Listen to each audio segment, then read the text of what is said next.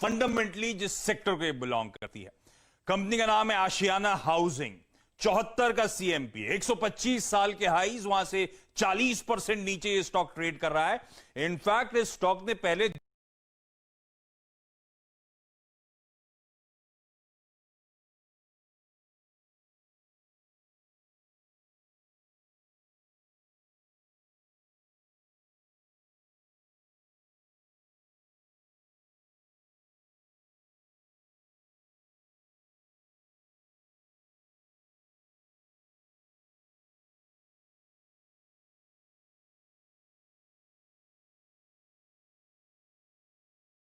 $275+ के लेवल्स देखे हुए हैं, वहां से इसमें तगड़ा करेक्शन हुआ और अब लग रहा है चलने की शुरुआत हो रही है इस कंपनी में। और जैसे मैंने कल जी टीएनडी के लिए कहा था, बीटन डाउन, अनलव्ड स्टॉक, उसी तरह से ध्यान रखिए सिमिलर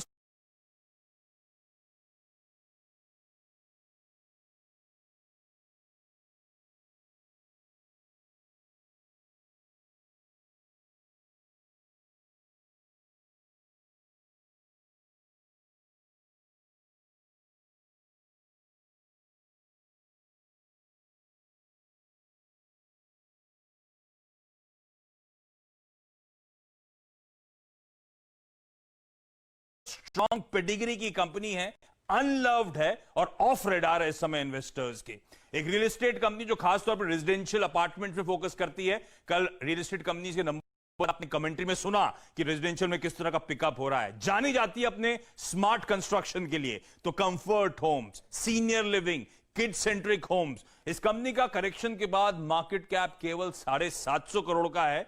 प्रमोटर्स 61% स्टेक ओन करते हैं। एक और ऐसी कंपनी दरअसल जिसमें प्रमोटर्स लगातार स्टेक ऐड कर रहे हैं, खरीदारी कर रहे हैं। जून क्वार्टर में पिछले क्वार्टर के मुकाबले प्रमोटर होल्डिंग जो है 18 बेसिस पॉइंट्स का इंप्रूवमेंट दिखा रही है। तो प्रमोटर्स की बाइंग यहां पे चलती हुई। एक रियल एस्टेट कंपनी होकर क्लीन, स्ट्रॉन्ग बैलेंस शीट, कोई प्लेजिंग नहीं, म्यूचुअल और तगड़ा एक्सपोजर रखते हैं, एग्रेसिव बेट्स कर रहे हैं म्यूचुअल फंड्स। आईसीआईसीआई प्रू का 7.5% की होल्डिंग, एसबीआई म्यूचुअल फंड की 2.5% का एक्सपोजर है। यह कंपनी नंबर 1 डेवलपर रैंक्ड है नॉर्थ इंडिया में। इनफैक्ट सीनियर लिविंग ब्रांड के तौर पे पिछले 3 साल से कॉन्जिक्यूटिवली नंबर 1 पायदान पे है। Q1 में ऑर्डर बुकिंग्स, Q1 में कंस्ट्रक्टेड एरिया गिरा था लॉकडाउन के चलते, वो पेन ऑलरेडी प्राइस में आपको नजर आएगा।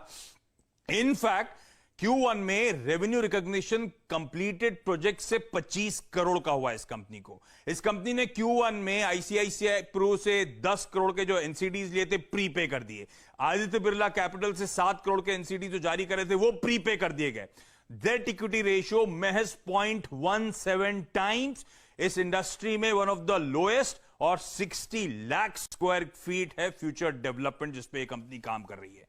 एक और इंटरेस्टिंग बात बताता हूं, ये कंपनी सिर्फ टीयर 2, टीयर 3 सिटीज में लार्जली है, जहां पे इंपैक्ट कम है, जहां पे लाइफ हमारे से कंपैरिजन में ज्यादा जल्दी नॉर्मलसी की तरफ बढ़ रही है। इस कंपनी के प्रोजेक्ट्स हैं नीमराणा राजस्थान में, जोधपुर, जयपुर, हलोल गुजरात में, जमशेदपुर में, लवासा में, भिवंडी में, गुड़गांव और चेन्नई में।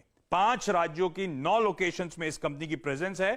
और इंटरेस्टिंगली 14,000 से ज्यादा यूनिट्स इस कंपनी के पास अंडर मेंटेनेंस हैं, तो रेगुलर इनकम स्ट्रीम वहां से आती है। रेवेन्यूज इनफैक्ट बार्स आपकी स्क्रीन पर आएंगे, तगड़ा मोमेंटम है। और इस समय टोटल सेलेबल एरिया है 31 लाख स्क्वायर फीट का, जिसका 36% कंस्ट्रक्टेड है। जो टोटल एरिया बुक्ड हुआ है उसमें से 417 करोड़ रुपए ड्यू है। इस कंपनी के पास पैसा आना है। इस कंपनी ने हाल में को इन्वेस्ट करा है अफोर्डेबल हाउसिंग प्रोजेक्ट्स में इंटरनेशनल फाइनेंस कॉर्पोरेशन के साथ, वर्ल्ड बैंक का जो आर्म है, और पहली ट्रांच ऑफ फंडिंग तो पिछले साल ऑलरेडी रेस भी कर ली है। एक और ग्राफ दिखाना चाहूंगा, एरिया बुक्ड आपकी स्क्रीन पे, ये वो 2020 FY20 की बात कर रहे हैं जब Q4 में पेन आया था।